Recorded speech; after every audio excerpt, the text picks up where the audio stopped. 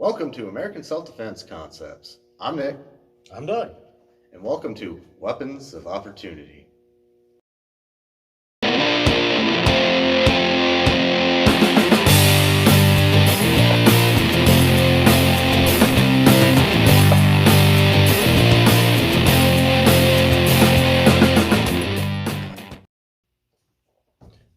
Welcome back to another episode of American Self-Defense Concepts, Weapons of Opportunity. So today we decided to buy a couple Karambits. Each of us bought the ones we wanted to sit there and test out. Mine, I bought the CRKT Provoke Karambit and got it off of Amazon. It was $160. And review-wise, it's got a 4.7 stars out of 5-star review out of 348 different customers that have bought it. And really the only big issues that people have had with it, and they're a pretty small percentage, but even our first concerns about it before buying it were the actual hinges that it has with folding up. And I'll bring that up a little closer for you guys to see. So these hinges right here, and the way this deploys and opens up is you just push it with your thumb and works with kinematic energy or design. And you just got to push down with your thumb and it deploys. And it opens up down this way, so that way it completely misses your fingers. So hinges were really the big thing. People mainly had complaints about the hinges, the screws either loosening up where it made the blade more wobbly. And there's even one complaint where somebody said that the screws actually tightened up and they had to loosen the screws. And then the other big complaint about it was the actual locking mechanism keeping the blade in place. Once it's locked, they said the spring in the actual locking mechanism actually broke, and once they had it in closed position or open position, the deploying mechanism actually started failing and wouldn't let them either close or open their knife the way it should. And for those of you who don't know, Karambit comes out of Indonesia using the style of Kali. They're designed after the shape of a claw, like a tiger's claw. And back in the days, with a lot of your fixed blades back in the day, and they still do make them that way, but a lot of your folders, to keep them street legal, they only have a single edge on the inner edge that's curved. But a lot of the knives, these Karambits used to be double-edged, both on the inside and the outside. So in the functionality, I mean, you can sit there and slash both ways, or you could use it for controlling limbs of the body, hooking, and you can also use it for stabbing because of the tip. And I've had this probably, what, month, 2 months? Probably closer to 2 months. So about 2 months. And I've just been kind of sitting there using it for different things, keeping it in my pocket. And so far within the 2 months, it's actually held up pretty good. I mean, I've sat there and deployed it multiple times. Lock mechanism still work, and it works like it still came out of the box. The hinges haven't really even loosened. It's still pretty sturdy. And this son of a gun is pretty sharp even coming out of the box. I mean, I've cut myself barely a couple times, and I mean, first you don't really feel it, but once it sits there and hooks into something, it'll cut it. As Doug Mercado say, it will cut. This blade will kill. And this blade will kill. And then the other reason for, well, the Karambits I usually see is the little loop knuckle here, the circle. And it's a retention ring.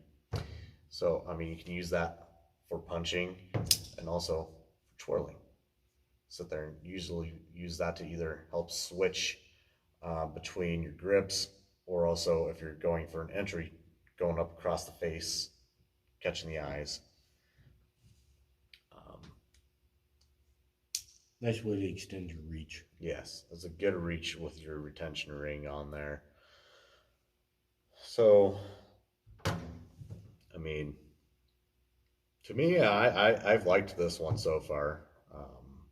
The blade is made of steel, and it is a pretty thick blade on the side.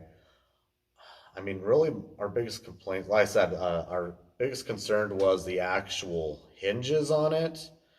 The other thing we really don't like about it, I mean, we wish it was a little thinner and less bulky. Or we have bigger hands. Yeah, or we had bigger hands. I mean, yeah, obviously I got small hands. Baby hands. But it would make it actually, I mean, if it would fit in your hand a little bit better and was just a little bit thinner, act like basically brass knuckles or roll quarters in your hands and still be able to punch with it and have that same effect without breaking your hand while you're sitting there punching with it without it being deployed. I mean, even when it's deployed, yeah, it's still got a nice grip on it and everything, but it'd be nice to have that option with punching with it as well. Because, I mean, it could be a very versatile and good weapon to use. What do you got to say about it? It's a knife. It's a knife. I haven't got to play with it very much, but I do like the concept. It, other than ways to carry it to deploy it, I like this one because you can discreetly deploy out of vision if you needed to. You get it behind your leg and just drop that out. You'll still hear the click. I don't like anything that clicks, but that's just me. I don't want people to know I have it. Yeah, so if you deploy that, yeah, you can still keep it discreet and have that option, keep it concealed unless you need it. Like I said, the click, I mean, more likely, some points you'll be in a high traffic area where you're having a lot of noise going on, but if you're getting ready to deploy it, make sure you're talking and engaging to try to disguise the noise of the click.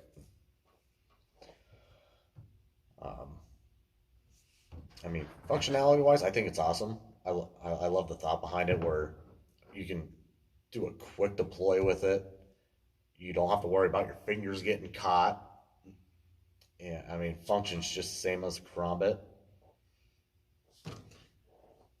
I do like the, even though it limits how you can carry this, it's got a very slimline belt clip or pocket clip. It's really smooth compared to your standard knives. You got the bulky. Zoom in on that, would you?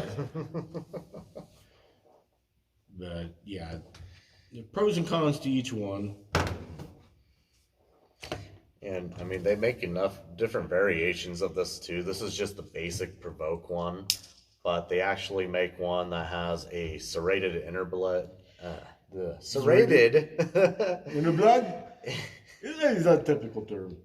Serrated inner blade, and they also make a responder, a first responder version of it, where on the end of this actual thing, while it's collapsed, there's actually a glass breaker that would go on the end of that. And that one actually even comes with an actual holster to put it in like this for your first responders to have just out in the open instead of in their pocket or anything like that. That way you just pull out of the holster and deploy it if they need to. And then the other one's just a different color. There's nothing special about the last one. So, but again, they're going about 160 bucks on Amazon. And so far, quality of it wise, I think it's done pretty good quality. I mean, it's still sharp. It's been holding up even after 2 months, and I'm pretty impressed with it. And like I said, for me, it's still working like it came out of the box. And I've used it quite a bit so far, so. It's a knife. It's a knife. A very lethal knife. Yes, it is. And when you're practicing, never use a live blade. Yeah. That's why we have these little nice fancy things here. This is a training karambit. It's It's a training karambit based off of the Fox 599, which we'll be talking about here in the next episode. But dull edges, so we can cut each other and not really cut each other, or cut ourselves. Yeah, because God knows we cut ourselves enough. Yeah. But this is a high training weapon, so don't think you're the guy that stands at the gun counter, barely gets off the couch to do anything. Put this in your hand and expect to work miracles. This knife requires training, to get good with it. Yeah, because I mean, there's so many different ways you can use this knife. I mean, it's even been used by different branches in the military as well. It is a very functional knife. I mean, like I said, even with a single edge on it, it's still pretty deadly, and there's still a lot of applications you can do other than cutting and stabbing with it as well. Works great to open boxes. It does. I